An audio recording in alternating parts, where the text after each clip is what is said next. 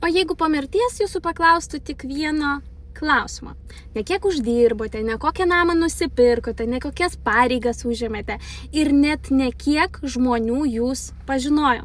Tik vienas klausimas. Kodėl netapote savimi?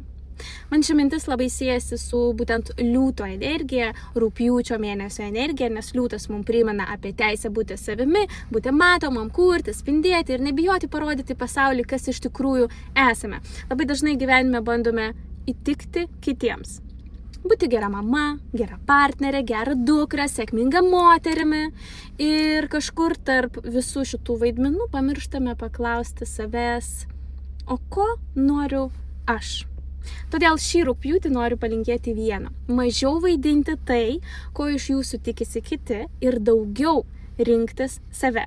Nes galų gale svarbiausia ne tai, kuo jūs tapote kitų akise, o tai, ar tapote savimi. Aš Aleksandra, astrologė ir numerologė, konsultacijose ir mokymuose padedu per gimimo datą geriau suprasti save, savo talentus, santykius ir gyvenimo kryptį.